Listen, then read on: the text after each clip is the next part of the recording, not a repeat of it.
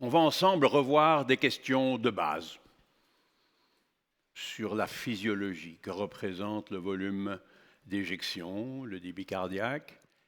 Et exactement comme dans la remarque que j'ai faite précédemment ou que nous avons faite, il ne faut pas mettre tous les malades dans le même panier. Et donc, le débit cardiaque et le volume éjectionnel sont des valeurs qui doivent s'adapter aux circonstances.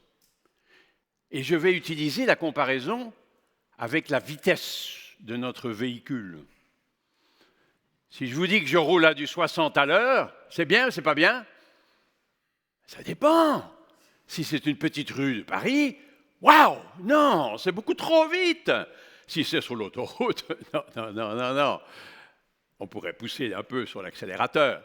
Et donc, ce n'est pas parce que le volume éjectionnel est plus élevé que c'est bon. Et je me permets aux plus jeunes parmi vous de rappeler une stratégie qui était proposée il y a bien longtemps par Will Schumacher, qui était un pionnier dans le domaine de la réanimation aux États-Unis, qui proposait des valeurs supranormales de transport d'oxygène pour tout le monde. Donnez beaucoup de liquide, donnez des vitamines, donnez des c'est pas bon. Parce qu'il y a potentiellement des effets secondaires quand on donne trop de liquide, quand on donne trop de vitamines, quand on donne trop de transfusions. Donc, eh bien, le débit cardiaque, c'est un petit peu comme la vitesse qu'on peut atteindre. Et je vais plutôt utiliser la comparaison avec la bicyclette. Parce que là, il y a le pédalier, qui est la fréquence cardiaque. Et parfois, on a envie d'aller vite à vélo, pour faire un effort physique ou parce qu'on est pressé. OK? Très bien. Mais parfois, on est cool, on admire le paysage, il fait beau. Et donc, notre débit cardiaque, parfois, effectivement, peut être diminué au cours de l'anesthésie, au cours de la chirurgie cardiaque en particulier, s'il y a de l'hypothermie en plus. Parfois, il doit s'élever en post-opératoire à cause de l'inflammation, peut-être un peu d'infection, et puis il peut y avoir de l'anémie, d'hypoxémie. Waouh! Donc, il y a pas mal de facteurs qui influencent notre débit cardiaque. Et j'avais été invité, il y a quelque temps, par un groupe assez connu à l'étranger, loin d'ici, qui m'avait dit « Jean-Louis, est-ce que tu veux bien nous aider à faire une étude dans laquelle on va augmenter le débit cardiaque systématiquement après chirurgie cardiaque ?» Je dis non, ne faites pas ça, ne faites pas ça. Parce que quand le malade est anesthésié en ventilation mécanique, peut-être un peu hypotherme, laissez-le avec un débit qui est peut-être assez bas. Mais il va se réveiller. Et là, le débit cardiaque va s'élever. Et puis peut-être qu'en post-opératoire, il y aura l'inflammation, c'est vrai, il y aura peut-être un peu d'anémie, il y aura peut-être un peu d'infection, et le débit cardiaque sera supranormal. Et donc, essayer de maintenir un débit cardiaque dans des valeurs cibles à tout moment serait une erreur. Quand on parle de volume éjectionnel, débit cardiaque, il faut voir si on se focalise sur le cœur ou sur les organes qui doivent être perfusés. Sur le cœur, ça pourrait être le volume d'éjection, ouais, mais qui est déjà influencé par pas mal de choses. Niveau de remplissage, etc. Eh bien, avançons pour parler des déterminants du volume d'éjection. Nous le savons, on l'a appris à l'université, mais parfois en clinique, on laisse un peu ça de côté. On dit « Oui, j'ai appris. » Non, appliquons-le. C'est pas compliqué. Il n'y a que 3 variables. Il y a la précharge, la contractilité et la post-charge. Hein? OK. Mais pensons-y au chevet du malade. Moi, j'aime bien me rappeler ça au chevet du malade quand il y a une thérapeutique à décider. La précharge, c'est tout simple, hein, c'est la loi de l'élastique, hein, on le sait bien. Donc, c'est le degré d'étirement de la fibre myocardique qui va déterminer la contraction et la quantité de sang qui sera éjectée dans la systole suivante. Maintenant, si je prends cette fibre et si je la referme, j'ai un volume de fin de diastole, hein? Le degré d'étirement de fibre myocardique. Donc c'est la loi de Starling. volume éjectionnel, volume de fin diastole. Parlons plus de la loi de Starling, parlons de courbe de fonction ventriculaire. C'est bien de ça qu'il s'agit. Que représentent ces lignes, s'il vous plaît? Mathématiquement, c'est le volume éjectionnel divisé par le volume de fin de diastole.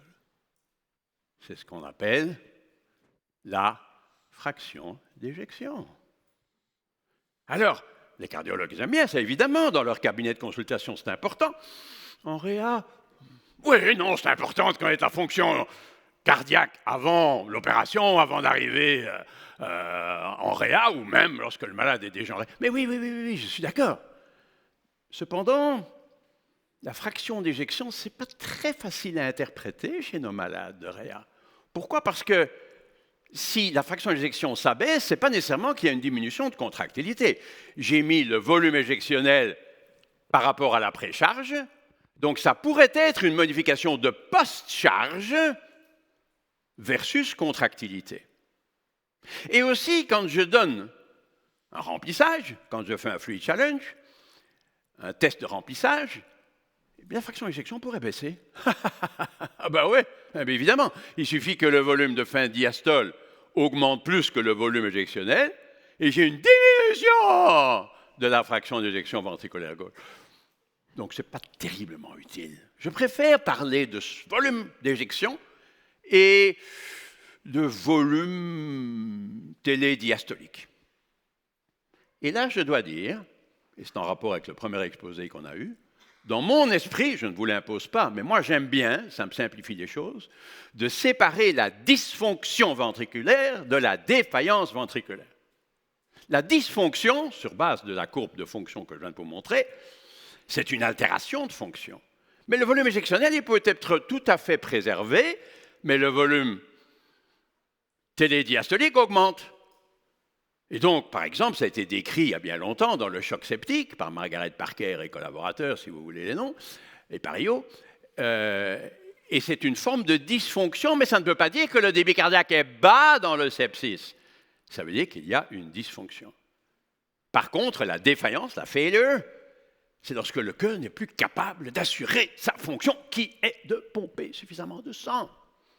Donc, il y a des gens dans la rue, là, qui ont une dysfonction ventriculaire droite, en particulier ceux qui ont une BPCO, mais ils peuvent marcher dans la rue, et d'autres qui sont chez nous avec une défaillance droite, liée par exemple à une embolie pulmonaire massive ou à un ARDS sévère.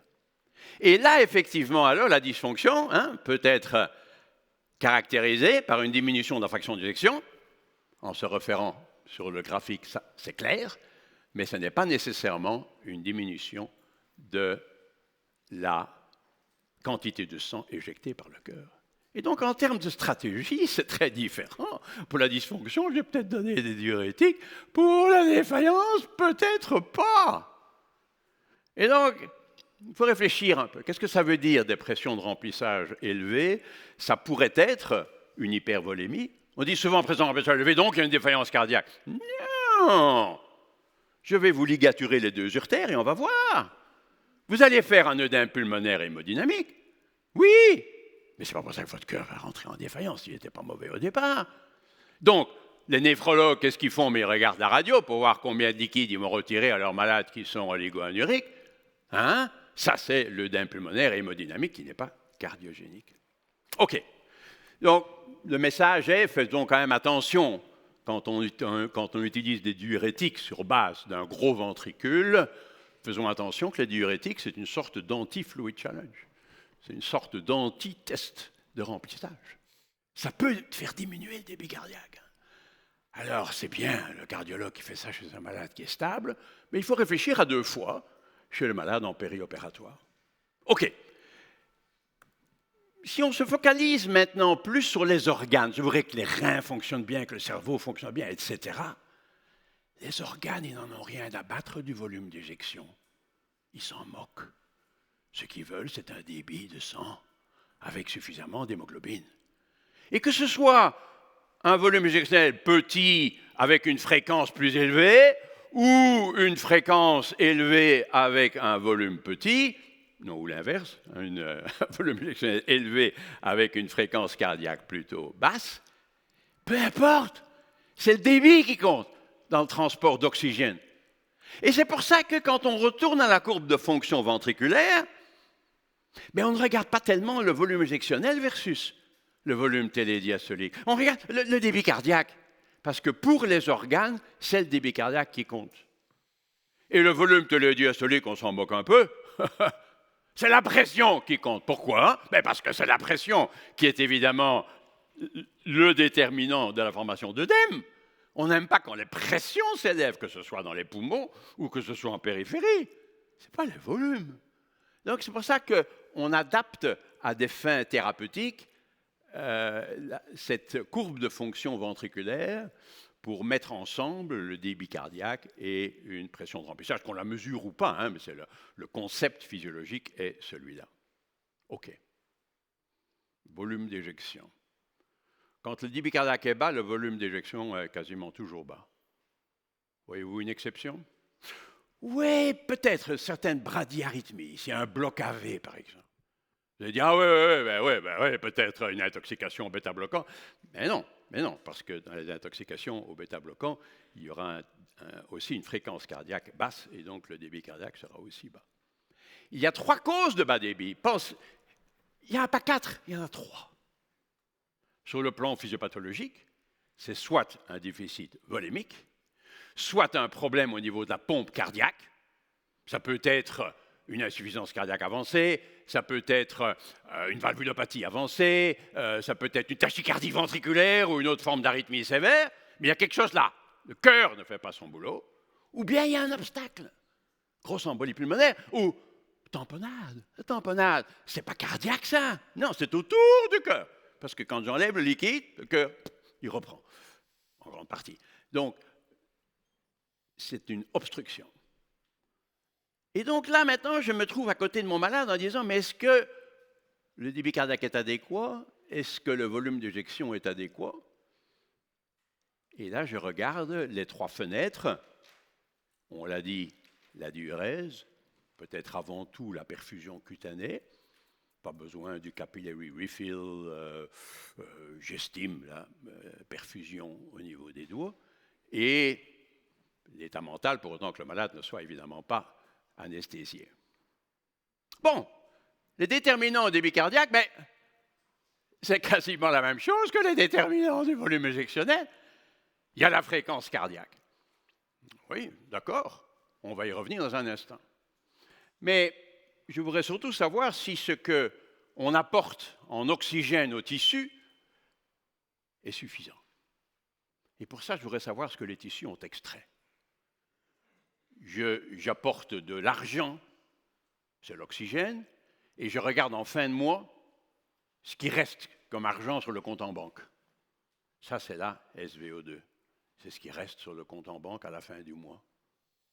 Donc, on peut vivre avec pas grand-chose sur son compte en banque en fin de mois. Il ne faut pas nécessairement corriger, c'est des gens qui marchent en rue avec une SVO2 basse. Mais ici, c'est bien la relation entre la consommation et le transport. C'est le seul élément à ajouter. Transport, débit cardiaque, hémoglobine, SaO2. Consommation, je ne fais qu'apporter la SVO2. Et donc, j'en arrive, si on parle de volume d'éjection cible, à me demander est-ce que le cœur fait suffisamment pour les organes? C'est ça la question. Et on sait que la valeur normale, c'est 70, 75. Chez quelqu'un qui était bien portant avant anesthésie, c'est plutôt 75. Chez quelqu'un en réa qui a une hémoglobine déjà un peu basse, ce sera plutôt de l'ordre de 70. OK.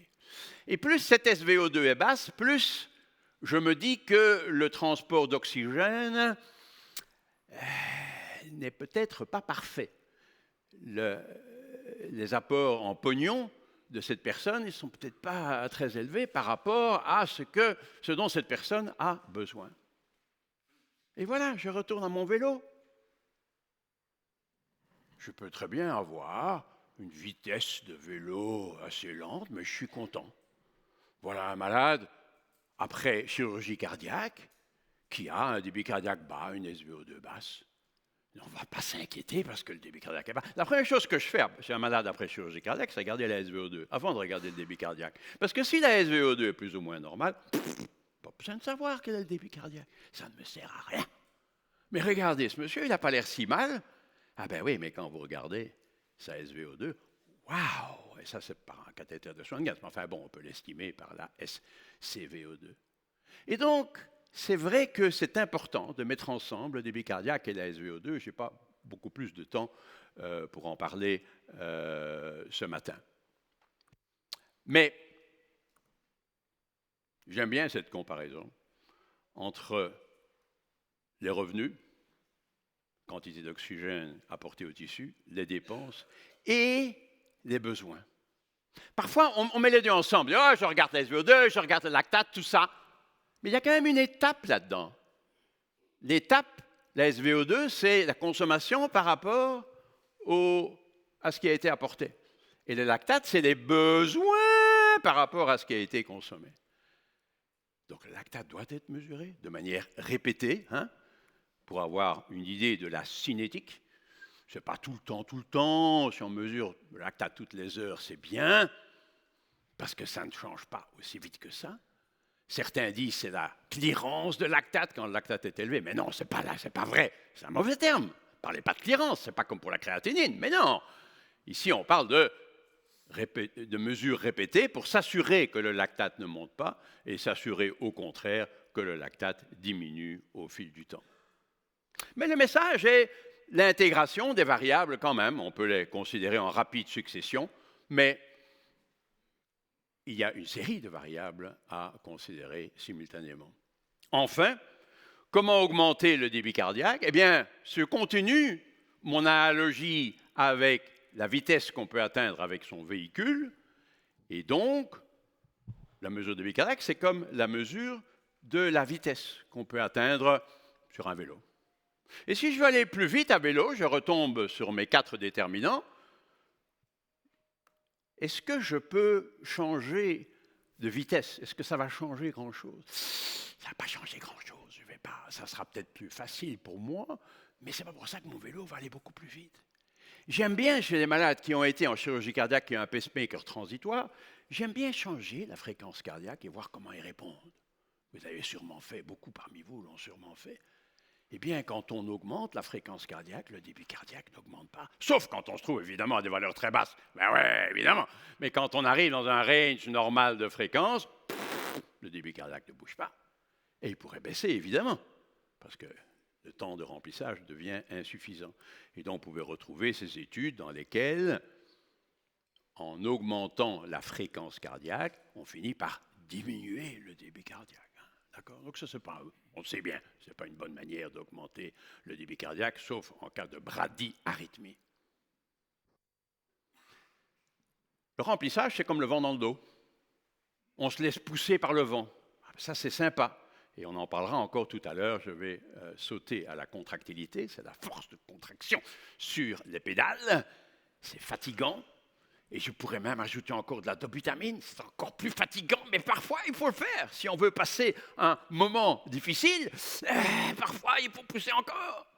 Et si la situation est plus calme, alors là on ira dans l'autre sens. On donnera un anti-dobutamine, c'est-à-dire un bêta-bloquant. Mais il faut être certain qu'on peut se permettre de le faire. Mais ajouter de la dobutamine, de petites doses, parfois, pour un malade qui est hypoperfusé, qui a des troubles de la perfusion périphérique, ça peut être une bonne idée. Et c'est un défi, un challenge. Vous allez dire, oh, ça augmente la fréquence cardiaque. Tous les agents inotropes positifs augmentent la fréquence cardiaque, mon ami. Oh, pas la noradrénaline. La noradrénaline, je ne l'utilise pas comme agent inotrope positif, je l'utilise comme vasopresseur. Et effectivement, il y a l'effet vasoconstricteur qui prévient cette augmentation de fréquence cardiaque. Il n'y a pas beaucoup d'augmentation de fréquence cardiaque sous noradrénaline, on sait bien. Mais dobutamine, milrinone, lévocimandane, tout ça augmente la fréquence cardiaque en même temps que la contractilité. Et enfin, on peut encore augmenter la vitesse du vélo en diminuant la résistance à la progression de mon vélo, en gardant comment dirais-je, un chemin le plus smooth, le plus doux, le plus lisse possible pour qu'il offre le moins possible de résistance à mon vélo.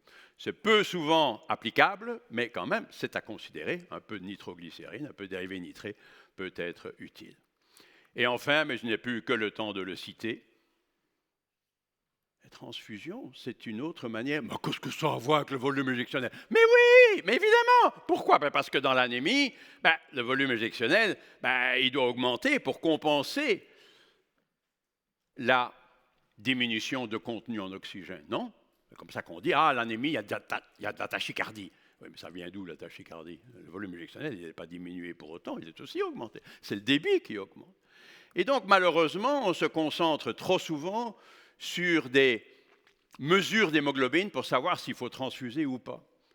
Alors que tout le monde est d'accord pour dire que les décisions de transfusion doivent être, là aussi, personnalisées en fonction du malade qu'on a devant soi. Mais ce n'est pas facile de déterminer les facteurs qui vont influencer notre décision. Mais c'est vrai, le cœur, bien. Parce que justement, les transfusions, c'est un peu comme un bêta-bloquant pour le cœur. On va diminuer la stimulation adrénergique grâce à la transfusion. Je n'ai plus le temps d'ajouter grand-chose. Je dirais seulement, il n'est pas nécessaire d'essayer d'avoir le volume injectionnel le plus élevé possible. Non, il pourrait y avoir des effets secondaires indésirables. Il faut essayer d'avoir un transport d'oxygène qui soit optimal et donc ne l'augmenter que lorsqu'on a de bonnes raisons pour le faire. Merci beaucoup.